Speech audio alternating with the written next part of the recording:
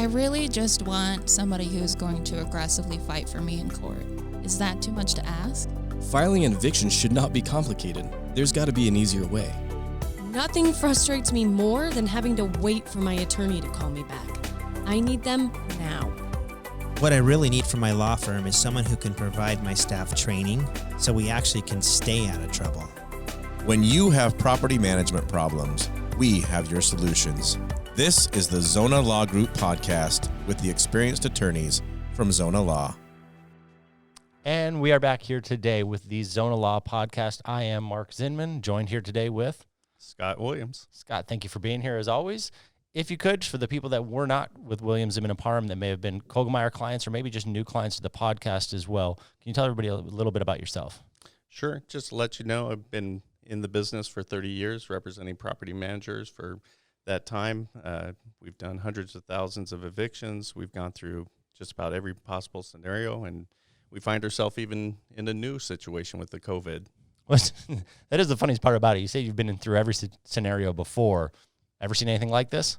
Well, not really, but it's new challenges, but you see kind of the same problems that we've seen in the past. It's just a little bit different. And I think that's kind of why we want to obviously have here today, which is common mistakes that we see from landlords, things that have been done, new managers come on board, or maybe you get rusty on some of the old things. It's really just the basics we want to go through today. 5 common mistakes we see, but how COVID then impacts that and how managers are supposed to handle it. Right. It's a little different environment. We see a little bit more stress from the managers, and so they react a little bit differently when perhaps they shouldn't be. All right. So we are obviously here today together. Anything 6 feet apart. We are, we're trying to keep our social distancing, and obviously the managers out there are doing kind of the same thing. They're evaluating how they do things in apartments and negotiate with tenants. How do they set up business hours? How do they get people's payments? All those kind of things. Yeah, and it's important to realize that obviously we have social distancing here in the state. We're trying to do it. Obviously, a law firm is an essential service, so we're allowed to be there. We will always be there for our Zona clients in terms of giving them the advice they need as it comes out. But there's certain things that we just have to be in the office for as well, correct? Right, yeah. We have to be in the office. We have to make court appearances. Right now we're doing most of them by phone, but we still have some in-person court appearances. The courts are implementing new changes pretty much every day, but we want to make sure that our clients know that we're going to be there. They can pick up a phone anytime, get a hold of an attorney. So what about you? How do you like the in-person court appearances right now when you're not allowed to do telephonic? I like the in-court appearances. Right now it's a little more stressful. Pretty much the courts, the judges, the security, they're being pretty good about maintaining how many people are in the courtroom, how do we separate them, how do they give documents back and forth to the judges. I think they're being as careful as they can possibly be. We prefer to do the telephonic, but sometimes that becomes cumbersome as you get a bigger calendar. Yeah, and I'm personally just neurotic, so I like the telephonic anyways, because if I can keep my distance, I definitely will. So as we said, we're going to jump in and start discussing the 5 top things that we see landlords make mistakes on, how that's to be handled here in COVID. Before we do that, of course, you're going to have to step back. We've done previous podcasts before talking about the C.A.R.E.S Act, talking about Governor Ducey's executive order as well on evictions, and we're going to discuss those. But it's a good, quick, reminder as well. If your property is in any way affected by a federal loan, federal insurance, if it's backed by the feds in any way, or you participate in a federal program, you just simply can't do evictions on non-payment of rent cases, right? Correct. But what we see is the managers calling us over and over again asking, well, can we do any type of eviction because of the C.A.R.E.S Act? And there's still evictions going through, but we're really looking at the material noncompliances, especially if it's a serious noncompliance, such as an immediate for some type of threatening, intimidating, drug activity, those kind of things. Okay, and so those can proceed, but under the C.A.R.E.S, if it's just a straightforward non-payment of rent and you have federal backing, you can't file the eviction, correct? Right, and that's something that really managers should look ahead of and try and figure out right now, what's the situation with your property? Does it apply to your property? So that when you do need to take action, that it does or does not apply. All right, and then switching hands to all properties within the state are governed by Governor Ducey's executive order on evictions, and that allows evictions to proceed, correct? Yes, so Governor Ducey's executive order really doesn't have anything to do with the eviction part of it as far as the court, the judicial part. That's the executive branch, and what he's issued is an order with regards to the writ of restitution, and there may be a problem with getting the writ of restitution executed. In other words, the constable or sheriff coming out to the property and physically removing the people if they comply with the governor's order with regards to giving information to the landlord.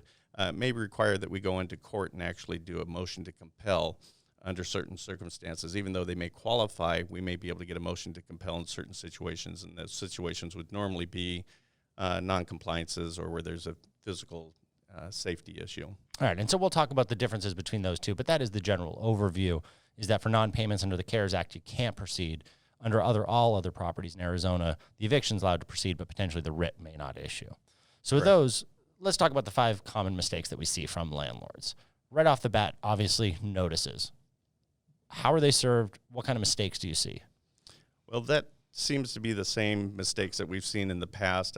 I guess it's a little bit worse right now during the COVID because the managers are getting a little more nervous about implementing a notice. In other words, do I send out a notice? How does that look? You know, sending out notices while the COVID's going on. Do I know this tenant is impacted by COVID at this particular point? So do I not send it to them, but send it to everybody else? And the big point here is, just as we said in the past, is you send out the notices. You got to make sure the notices are properly delivered. That's hand delivered or certified mailed. Posting? No, you can't just post and walk away. Hand delivered to the door just does not look good to a judge. Hand delivered means to a person. So we want to make sure that our clients know that you're going to hand deliver it to a person or you're going to certified mail it. Yeah, and for me, I think there's always a concern of the PR side of, well, I'm serving a notice during this epidemic. But to me, Governor Ducey's executive order, by saying all those processes continue, basically address the PR. You say, I'm following what the law allows. If a person is affected, they can address that at the stage of the writ. It doesn't have to be at the notice stage. You're better off serving your notices. And I think you're correct also in terms of you serve it certified mail, you serve it hand delivered, which is physically giving it to somebody. If you're not comfortable with that, especially due to exposure to COVID-19 or just concerns of that, or just interacting with your tenants, I know a lot of the process servers do that. We use AAA landlord services for that, for serving the notice. They have the measures. Their people have been trained to actually handle that process, so the manager doesn't have to worry about it. Is there any other issues you see with the notices? That's really what we're seeing at this particular point. You know, someone gets nervous about how do I get that out? And like you said, process servers in the excellent position. They know how to do it. They can get the notice out right away, whether that be hand delivered or certified mail. They're in a position because they're doing those day in, day out. Okay. Number 2 then, illegally taking possession back from tenants. What does that mean? How does that happen? What kind of lawsuits do you see? Well, we often have problems with landlords that will go in. Either they think the tenant is actually out of the property or they're just not following the correct procedure because they're not familiar with the procedure. Generally, you know, the bigger clients, the apartment complexes, they're pretty familiar with the procedure, but they get a little bit more nervous when COVID comes into play on that because they don't know whether, hey, am I going to, you know, I'm worried about this situation. I haven't heard from anybody. I think maybe they abandoned the property. Should I go in the property? But now I'm worried about whether I go in the property. What measures do I take? So what are the 3 ways you can legally get possession back from a resident?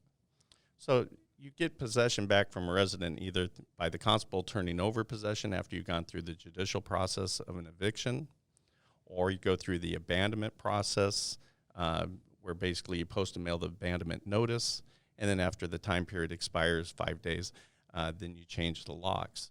The third way, of course, is the tenant returns possession, and in Arizona, that basically means they're returning the keys. There's some other ways of returning possession, but you'd really want to talk to your attorney if it's not very specifically one of those 3. Yeah, what I always see from managers is they say, oh, well, the resident emailed me on Friday saying, hey, I'm going to be out Monday. Monday comes, they don't hear anything, and the manager just wants to go in and take possession back.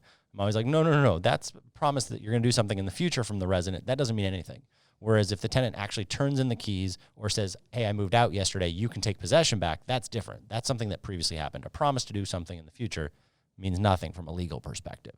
So then you said we have the abandonment, we have the eviction, and we have tenant returning keys. So the eviction then is where Governor Ducey's order would come in, correct? Right, exactly. So if you get to that part of it where you're actually ordering and then the constable is charged with executing the writ, at that point is when the tenant is supposed to provide the landlord with information why they should be, the writ should be stayed, or it shouldn't be executed until a later date because of their situation. Okay. And so the landlord at that point, if they've gone through the whole point of serving the notice, going to court, getting a judgment, filing the writ, and then when the constable calls them, that's when the tenant gives documentation. What do they do with the documentation? Well, we're seeing both ways. We're seeing some tenants are providing it to the court beforehand and providing it to us, and of course we get it to the client. They're supposed to at some point get that information prior to the constable coming out.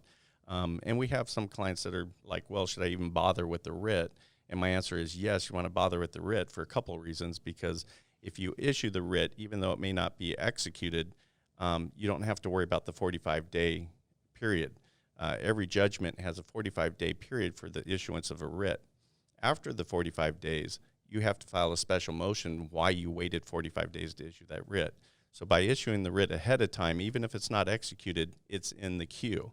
And that's the second big thing, is when it's in the queue, we assume if you waited till the end there, you're going to be 45 days, or if we're waiting another 60 days or 90 days, whatever it is, until such time as a constable will execute writs, you don't want to be at the end of that queue. You want to be in the front of the queue.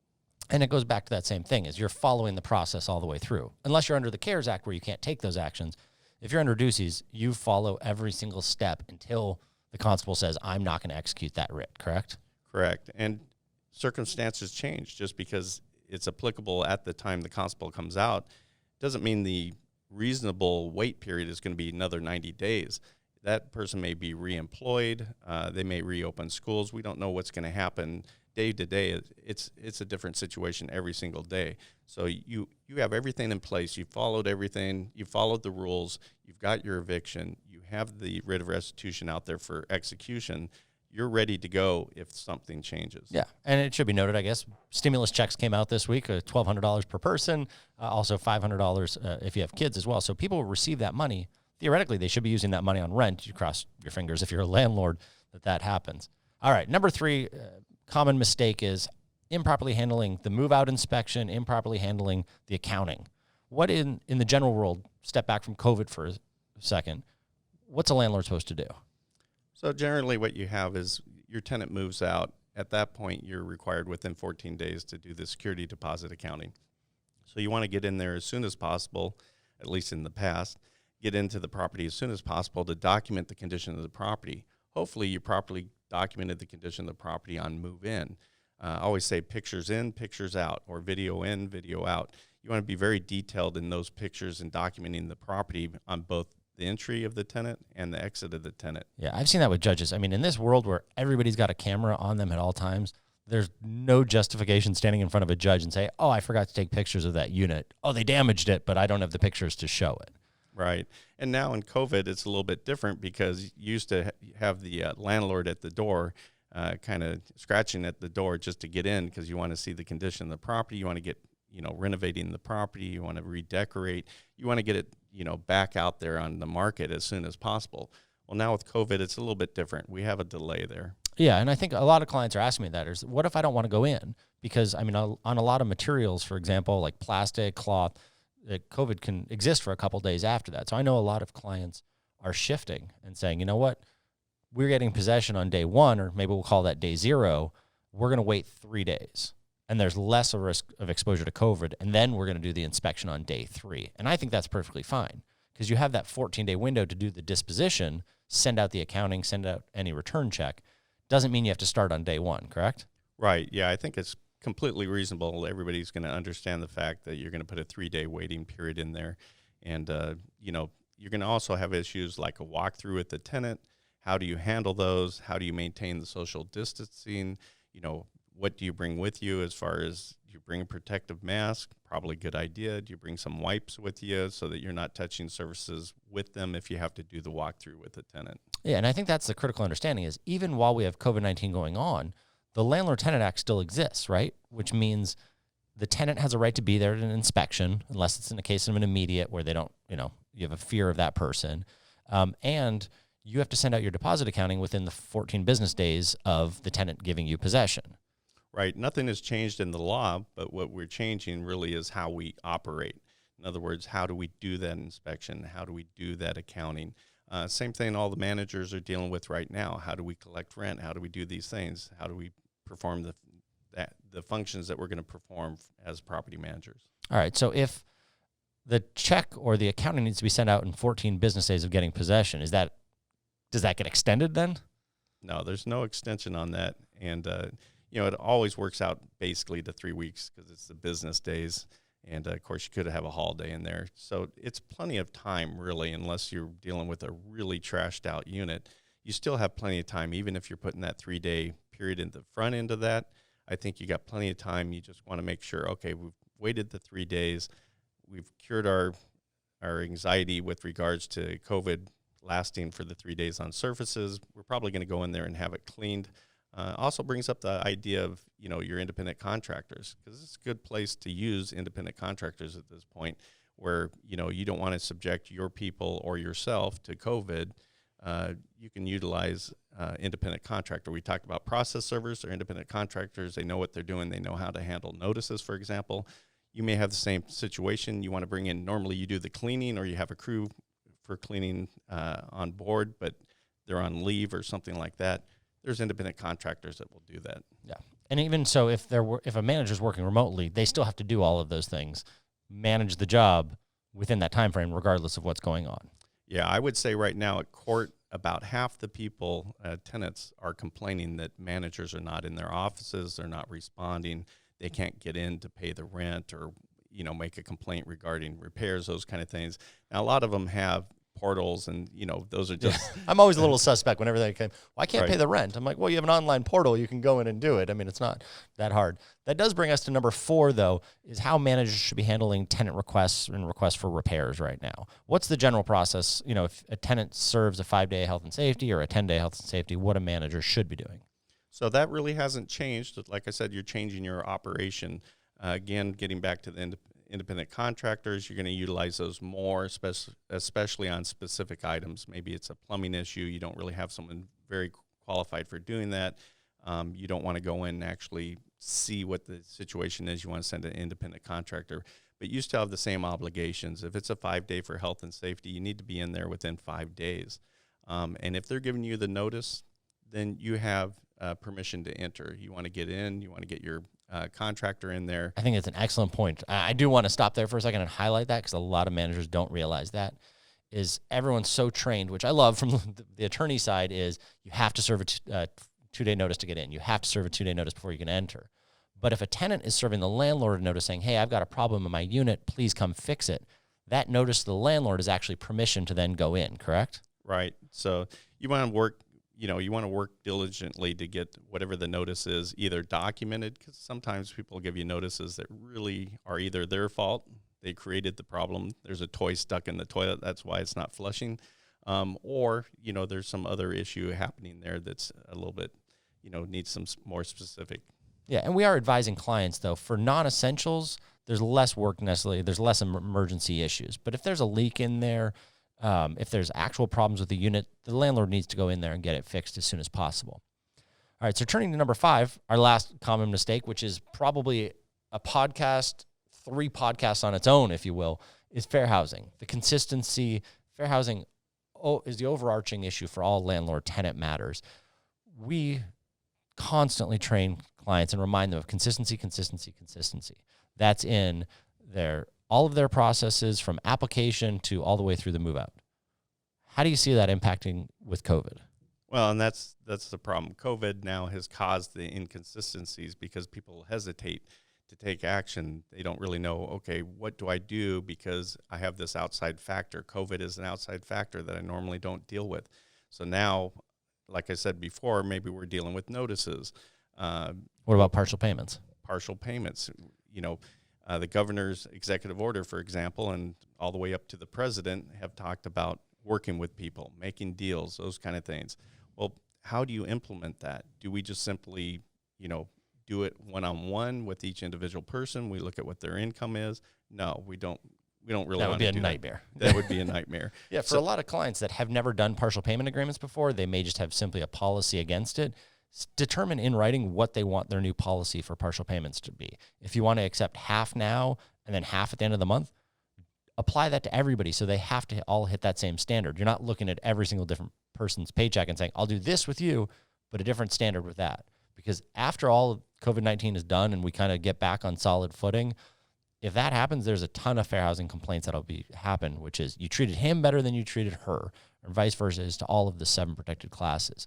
How do you see managers, or what do you suggest in terms of virtual tours? We've always had problems with virtual tours. They're a high percentage risk because we see a lot of litigation afterwards.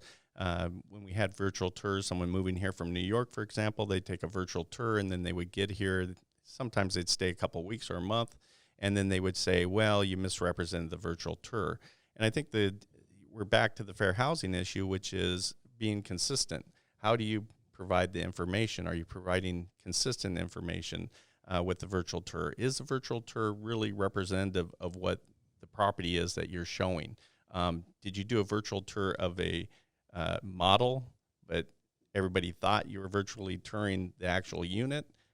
Those are important things. So you should have some guidelines on your virtual tour so that you cover the same things. Make sure you go through that as exact same step. You show the same amenities in the same order, give it to the person. Because you really have 2 issues, right? Like what you're talking about, which is, was the property portrayed properly, as well as the fair housing, which is, did every single person get that same information and in an equal and consistent order? So you have both of those to worry about. I see more and more of the market going to virtual tours right now because obviously managers are employing social distancing and, people don't want to be on property as well. So you basically have to set up what your tour is going to look like, even though it's virtual, correct? Right. Yeah. I mean, do a little bit of planning and talk with people in the, upper ups in the management that are going to help you with regards to, because they can match that to what the marketing is for the property. So you're matching the marketing to the product. You're going to give that virtual tour. You're going to, as you said, be consistent in what you're explaining as far as amenities, and you have that all pre-programmed out. The virtual tours are, the way it's going to happen, especially for the next few months. And you just have to get used to that, and having a plan for that and having your outline for that before you start each one, I think, is the best route. Yeah, well, I think you said it excellent. I mean, we're talking about the 5 things here today, obviously.